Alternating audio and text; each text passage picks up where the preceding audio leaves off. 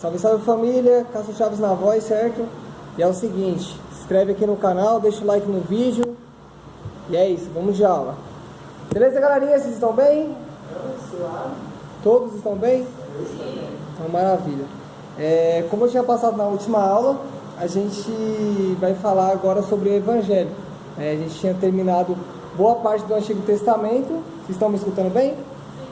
E aí a gente vai dar continuidade agora, né, no Novo Testamento. Por quê? Porque como eu já tenho um pouco tempo para estar aqui com vocês, então eu decidi já trazer o Evangelho para vocês, até porque eu acredito que vão ficar mais fácil na memória de vocês e também vocês vão utilizar mais no dia a dia, entendeu? Uma coisa do Antigo Testamento vocês não vão usar muito na vida de vocês, entendeu? Não, nem tudo, tá bom? Porque tem coisa que é para época, daquela época lá, entendeu? Então vamos lá. Quando falar assim de Evangelho, o que vem na cabeça de vocês sobre Evangelho? Certo. O que mais vem na cabeça de vocês? Evangelho, o que vocês pensam de Evangelho? Certo. Sim. Isso aí é relacionado a Jesus, né? As coisas. Vamos lá. Evangelho significa a boa notícia. Qual é a boa notícia? Que boa notícia vocês pensam assim? É uma boa notícia, mas qual é a boa notícia? Salvação. Exatamente. A boa notícia é a salvação, entendeu? E quando nós tratamos aí de Evangelho, alguns pregadores, eu por exemplo, tenho esse costume, principalmente quando eu vou pregar em alguma igreja fora, né? Quando eu vou abrir a Bíblia, eu não costumo falar assim, abre sua Bíblia no livro de Mateus, ou no livro de Marcos, de Lucas ou de João. Eu costumo dizer assim, abra sua Bíblia no Evangelho de Jesus Cristo. Aí eu falo, na ótica de Mateus, ou de Marcos, Lucas ou João. Por quê?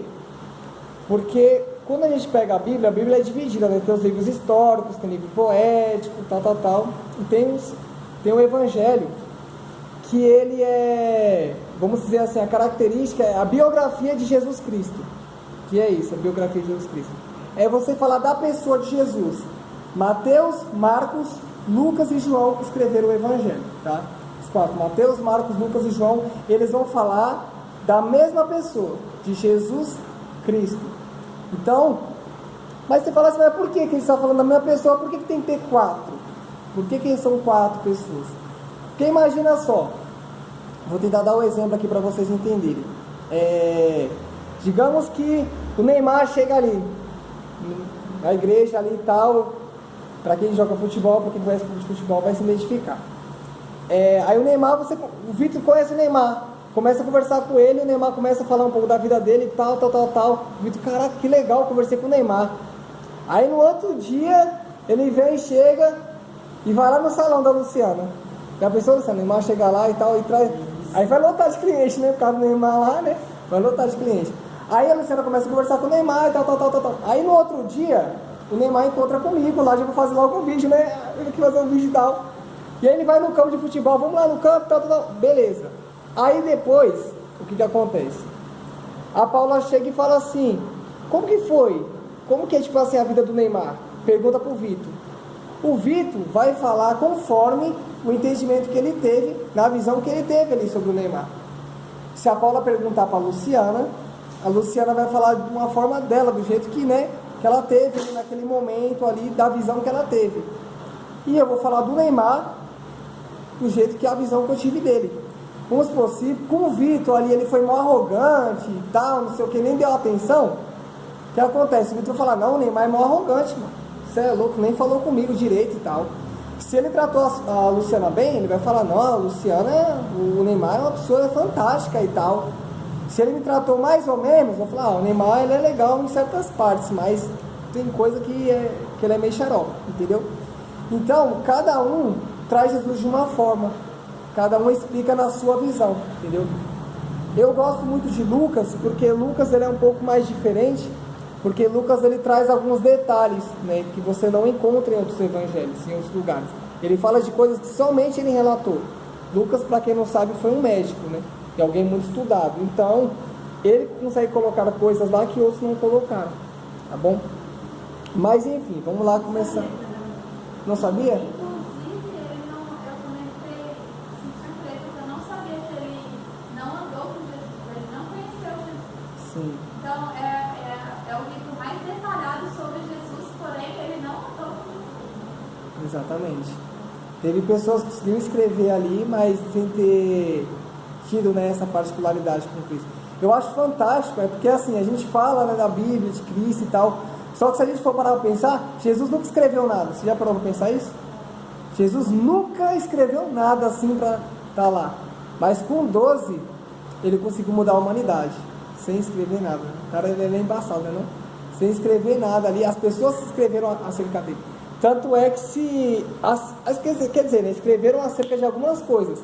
Porque a Bíblia vai dizer que se fosse escrever tudo o que Jesus fez, não ia caber na Bíblia. Não ia caber nos livros, tudo que Jesus fez, né? Então eles escrevem algumas coisas que historicamente eles têm relatos como provar, que passa ali no cânon bíblico, que é aprovado, entendeu? Então vamos lá. O Antigo Testamento, ele tem muita profecia acerca de Jesus, né? Nós vamos ver muita coisa ali acerca de Jesus de Nazaré, dizendo que vinha um Salvador, que iria salvar a humanidade, tal. Sempre que Deus levantava alguém no Antigo Testamento, essa pessoa ia bem, conforme a libertação para o povo, só que no final sempre acontecia alguma coisa e, né, não concluía, vamos dizer assim, sempre dava alguma ramelada, né? Sempre alguém ramelava com alguma coisa. Só que o plano de salvação, já vou falar que é o plano, até aquele louvor lá, né? Jesus, o plano perfeito. Jesus é o plano perfeito. Porque todos os outros planos que tiveram não foram perfeitos.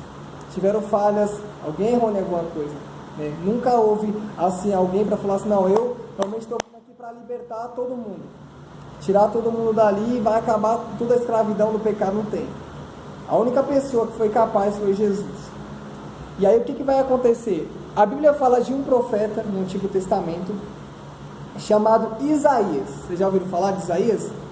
Já, né? Ouviram falar. Ele é conhecido como o quê? Vocês sabem? A Bíblia? Profeta messiânico. Por que profeta messiânico? Exatamente. E o Messias é Jesus, né? A mensagem de Isaías era aquela mensagem, né, de trazer a profecia que viria o Salvador, né? Que viria o menino se nos deu, e o menino nasceu, o filho se nos deu, o principado está sobre os seus ombros, seu nome agora é dado maravilhoso, conselheiro, Deus forte, Pai da eternidade, príncipe da paz. Só que até o Antigo Testamento é só profecia, Luciano. É só tipo assim, algo que vai acontecer. Não tinha acontecido nada ainda, né? Foi só dito que viria alguém. Aí o que vai acontecer? Passa-se o tempo, chegamos ao Novo Testamento.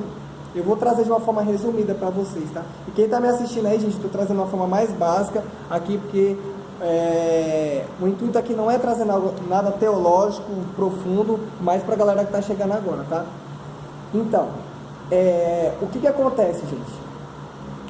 Aquilo que foi profecia, que iria se cumprir, chega-se ao Novo Testamento em Mateus. Em Mateus agora vai se concretizar o que foi prometido, profetizado no Antigo Testamento. Porque Mateus, ele é escrito, o livro de Mateus, para cumprimento do que foi dito no Antigo Testamento acerca de Cristo, tá? Então, Mateus é o cumprimento daquilo que foi falado no Antigo Testamento acerca de Jesus.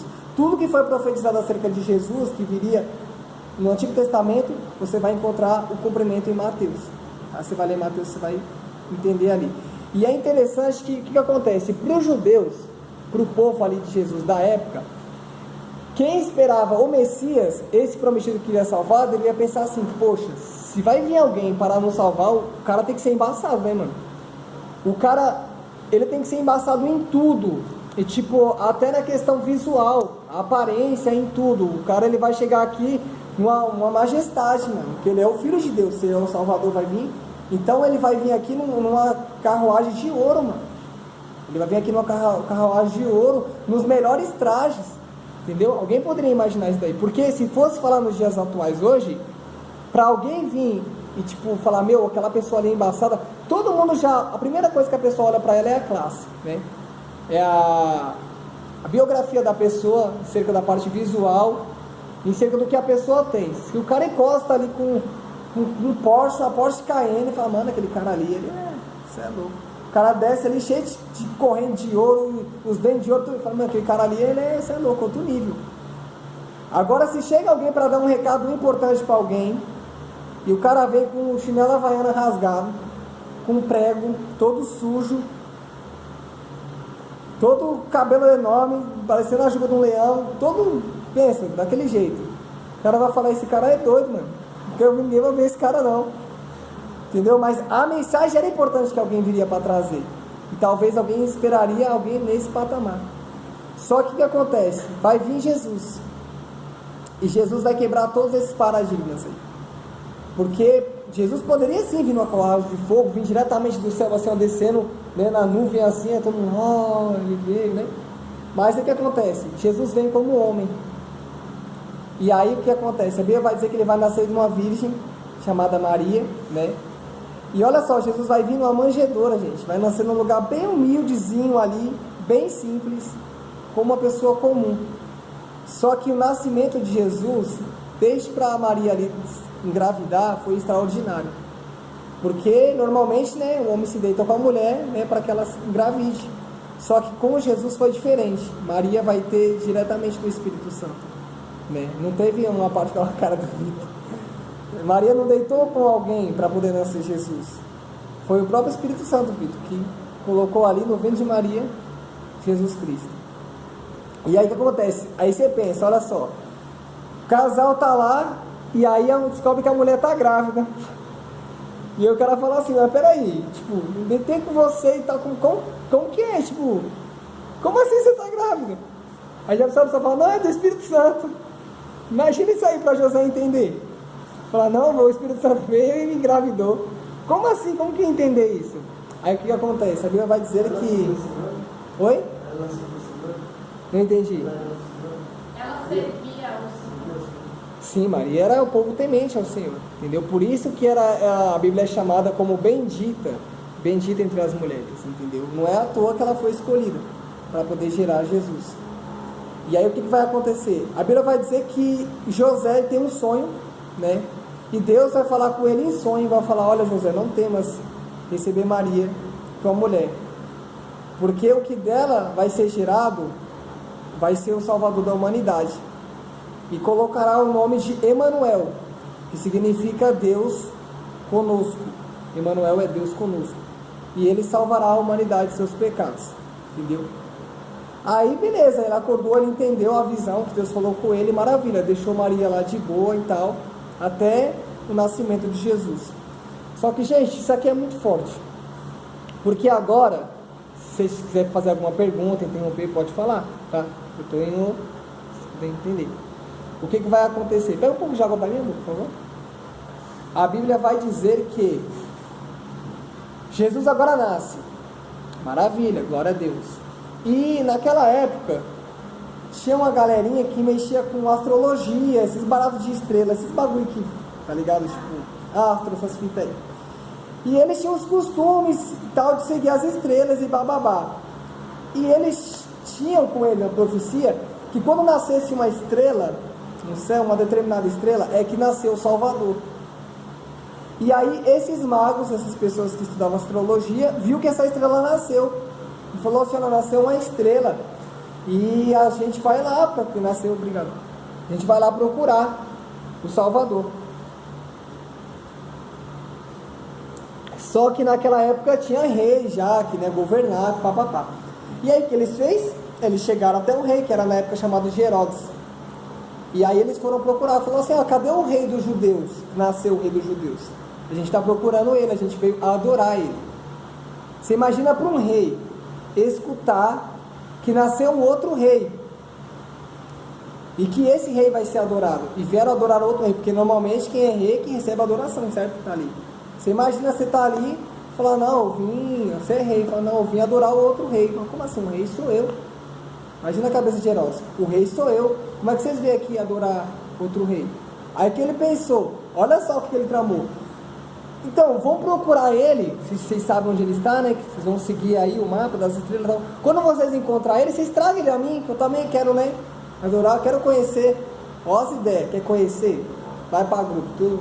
Já se liga que não quer saber de tratar coisa bem nenhuma não, filho. Ele já ficou injuriado que nasceu outro rei. E aí beleza, aí os magos foram, chegaram, né, pelo segmento das estrelas e tal, encontraram o menino lá numa manjedoura e tal, num lugar mó humilde. E o que eles fizeram? Começaram a adorar o rei Jesus. É um menino ainda, bebê. Olha só, o bebezinho ele já adorando ali. E levaram mirra, incenso, ouro, que era costume. E começaram a colocar ali, perto da criança, e adorar ele. Aí beleza. Só que o que aconteceu? Deus já sabia. Se eles chegassem a Herodes para contar onde o menino estava, eles iam querer matar Jesus. Então o que Deus fez? Em sonho, porque também era costume, e isso eu acredito que existe até nos dias de hoje, tá? Deus fala muito com a gente através de sonhos. Não sei se vocês creem nisso, eu creio muito, né? E é bíblico isso aí. Às vezes Deus vai te dar uma resposta através de um sonho. Você vai orar, você não vai ouvir Deus naquele momento ali, mas você vai dormir e Deus vai te dar um sonho. Ele vai te trazer uma revelação sobre aquele sonho ali que você teve, uma resposta de Deus para a sua vida, talvez um livramento, alguma coisa, entendeu? E é exatamente isso que aconteceu. Deus falou com aqueles magos através de um sonho e ele orientou eles a eles não ir a Herodes. Vocês estão entendendo? Para não ir até Herodes, falar que onde estava Jesus. E aí os magos meteram marcha e seguiram o seu caminho. Beleza. E aí Herodes descolou que ninguém chegou lá para dar a resposta para ele onde Jesus estava. E aí ele já ficou injuriado, ele viu que ele foi enganado. Aí sabe o que ele fez? Beleza, já que ninguém veio falar, agora vai ter uma ordem aqui. Iremos mandar matar todas as crianças de 2 anos para baixo, porque ia ser perto do prazo de idade de Jesus ali, menos de 2 anos, né? Então toda criança ali que tivesse menos de 2 anos era para ser morta. Aí, gente, sabe o que eu penso com isso daí? Quantas crianças morreram? Já imaginou quantos bebês? Aí se cumpriu uma profecia que estava no Antigo Testamento, que falava que os filhos, se não me engano era de, não era, se era de Raquel, Ramá, não lembro, que iriam chorar por intermédio disso daí. E aí se cumpre, que imagina agora a sua mãe vendo seu filho ali sendo morto por intermédio de uma palavra de Herodes. Não encontrar um menino, enquanto não achar, vai morrer todas as crianças. Imagina agora para uma mãe, vendo a sua criancinha ali, acabou de nascer, feliz com o nascimento. Imagina para uma pessoa que esperou muito tempo para ter um filho, e agora que ela tem um filho, ela vai ver o seu filho morrer. Você imagina só. Sabe para que isso aconteceu? Para que o Evangelho pudesse existir. Para hoje a gente poder valorizar esse Evangelho. Quantas mães choraram pela perda dos seus filhos? Quantas crianças inocentes morreram? Para hoje a gente não valorizar o Evangelho. Para hoje a gente não conseguir valorizar esse tempo que a gente tem com o Senhor. E aí foram atrás de Jesus, mas enquanto isso estavam morrendo muitas crianças. Muitas crianças morriam. E aí começa já a perseguição de Jesus Cristo. A perseguição contra o menino Jesus. Gente, desde criança, imagina uma criança, um bebê que, nem tem ainda o conhecimento da vida. Já está sendo um risco de vida. Já está tendo um risco de alguém matá-la. A criança mal chegou ao mundo. Aí, sabe, a gente está num país livre, a gente, tem toda essa particularidade com as escrituras, todo esse tempo a gente valorizar, e muitas vezes a gente não valoriza, gente, isso daqui. A gente fala, o Evangelho é... eu vou na igreja, tá? Mas não entende isso aqui. Não entende o Evangelho mesmo de Jesus. E aí, Deus avisa José, o pai de Jesus, Fala, olha José, pega o menino e desce para o Egito, porque Herodes procura matá-lo. Então foge com o menino para o Egito. Isso ele tem em sonho. E aí o que acontece? Ele vai fugir para o Egito com Jesus e vai ficar lá até Herodes morrer. E aí Herodes morre, passa um tempo, Herodes morre, vai vir outro no seu reinado. E aí eu vou começar a adiantar, porque senão a gente vai ficar aqui só no comecinho a noite inteira, tá? O menino começa a crescer, o menino Jesus. O menino começou a crescer, só que você imagina agora, o menino é Deus, a criança é Deus. Você imagina como que é a infância de Deus, cara, aqui na Terra. A infância de Deus. Aqui, porque a criança quer brincar, a criança, né? Criança é criança. E Deus estava em carne. E aí se cumpre, né? Mais algo para a gente entender do Evangelho. Quando nós lemos Mateus, nós vamos ver lá que o menino nasceu, né? Quando nós lemos João vai falar assim: no princípio era o Verbo, e o Verbo estava com Deus, e o Verbo era Deus, né? Todas as coisas foram criadas por meio dele, e sem ele, nada do que a feito se fez. Esse Verbo se fez carne e habitou entre nós. Olha que interessante. Quando o profeta Isaías ele fala assim, que viria era a profecia, certo? Era a palavra ainda, não tinha se cumprido. Era Deus, mas ela estava em palavra. Quando o menino nasce, agora esse verbo que é a palavra se faz carne, e começa a crescer, que é o menino. Então essa palavra virou a carne. Então Deus agora é manifesto em carne e osso.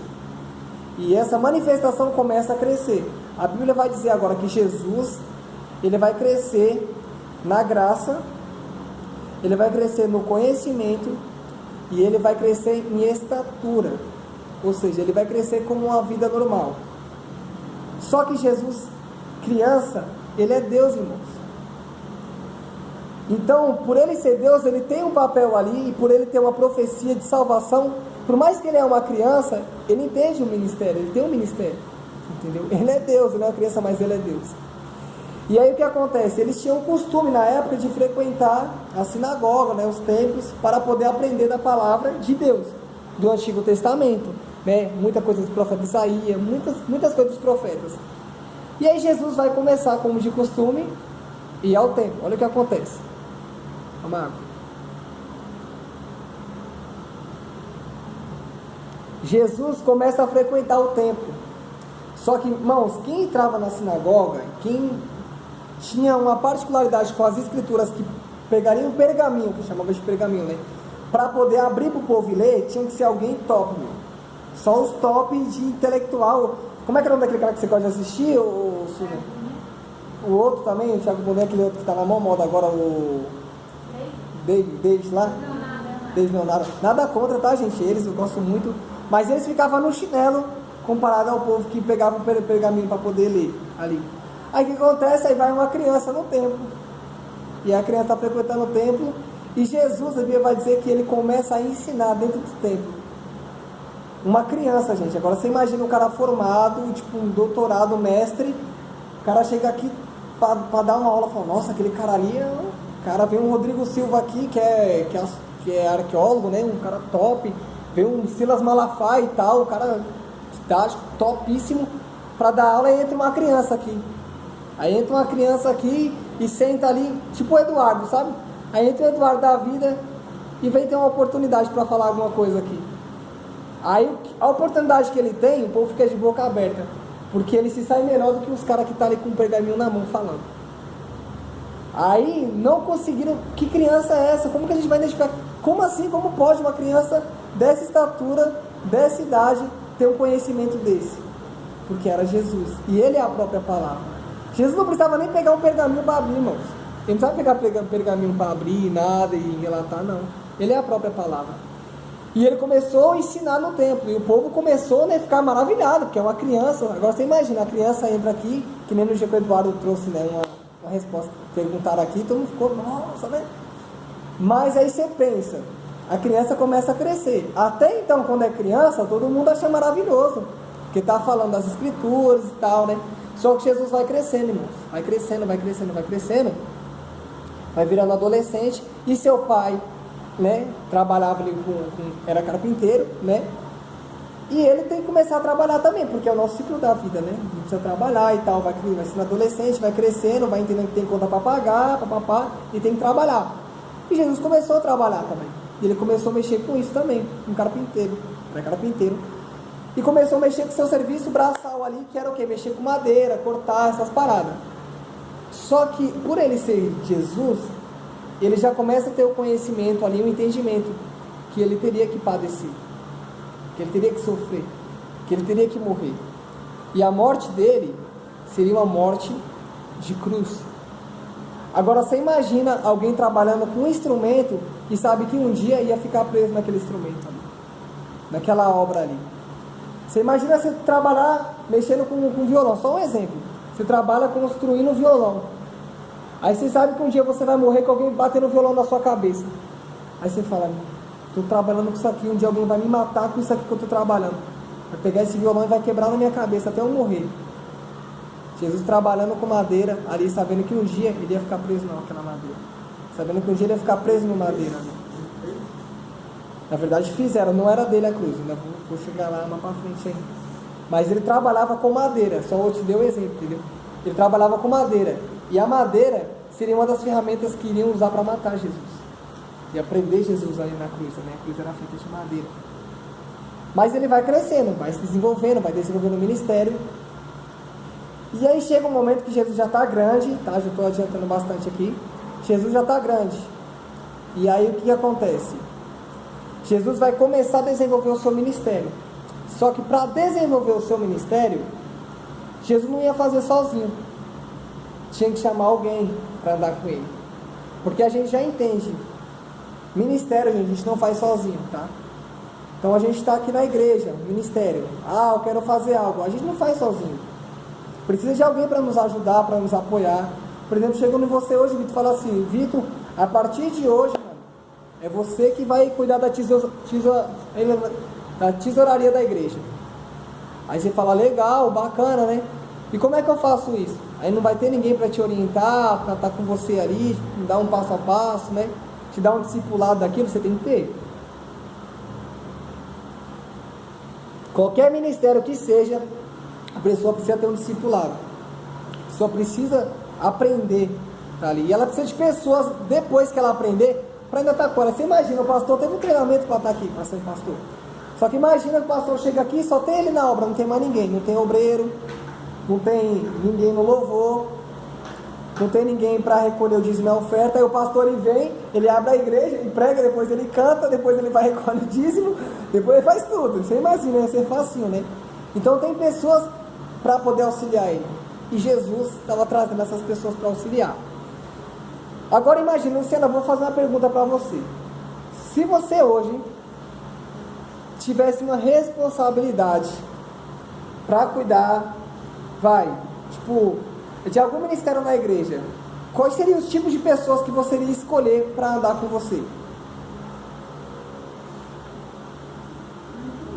Por exemplo, se você fosse do louvor, a líder do louvor, quem você chamaria para participar do louvor para estar com você, para te ajudar? Que tipo de pessoas que fazem o que da vida, vamos supor? Se eu fosse cantar, por exemplo, louvar, eu ia procurar alguém que toca instrumento. Certo, boa, alguém que toca. Se eu fosse pregar, eu ia procurar alguém que ministrasse. Boa. Alguém para completar aquilo que eu falei. Exatamente, ótima resposta. Você, Solane, se você fosse, por exemplo, se tivesse uma empresa, chegasse hoje e falasse assim, Solane, você está com a empresa hoje na sua mão, para você administrar. Quais seriam os tipos de pessoas que você, para a sua área, a hora que você trabalha, qual seria o tipo de pessoas que você chamaria para trabalhar no seu salão? Então, primeiro eu arrumaria um contador. Um contador, boa. Depois os profissionais formados. Formados, né? Maravilha. Aí olha só, como Jesus é maravilhoso. Aí Jesus vai desenvolver um ministério. E o ministério que Jesus vai desenvolver é um ministério que ele iria pregar. Vocês têm que aprender isso aqui, ó. O ministério de Jesus era pregar, ensinar e curar. Eram os 3 principais ministérios de Jesus Cristo: ensinar, pregar e curar. Então, quais seriam os tipos de pessoa que Jesus teria que chamar para andar com ele? Quem vocês acham que seriam os tipos de pessoas? Para ensinar, pregar e curar. Isso aí, glória a Deus, vocês já tá lá na frente. Pregar, ensinar e curar. Se fosse nos dias de hoje, se fosse para ensinar Um professor. Para curar, Um médico, boa. Curar e que falou? Ensinar, pregar e curar.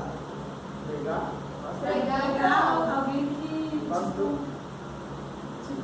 Boa, um pastor. Um teólogo. Maravilha. Aí Jesus vai começar o ministério.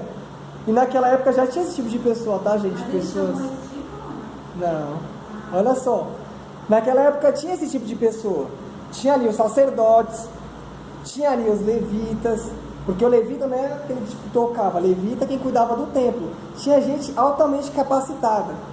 Ele poderia chamar soldados, né? Porque vamos pôr, se eu vou pregar, se eu vou ali andar com o povo, eu vou precisar de uns guardas, porque se alguém vir meter o louco, já toma logo uma espadada, né não? Se vir meter o louco, lógico. Hoje, esses cantores aí, você vê um cantor aí famoso, põe a cara aí, ó. Põe aí a cara na rua aí.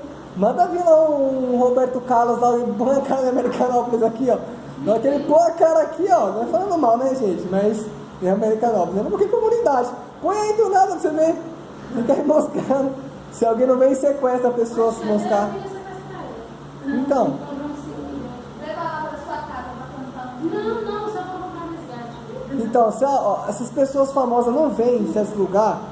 Uma das primeiras coisas que as pessoas elas precisam ter é o lugar ter estrutura para a pessoa poder vir, porque tem que ter os seguranças e tal, as pessoas para cuidar, entendeu? Então é por isso que eles cobram assim segurança. Quando eu fui mesmo lá num evento que tava a Cassiane e tal, mano, a Cassiane chegou, tipo, o segurança já tava tudo ali do lado ali, ela terminou de cantar, o segurança já grudou, mano. Todos estavam ali, o segurança já grudava, entendeu? Porque sabe que vem aquela multidão e tal em cima ali.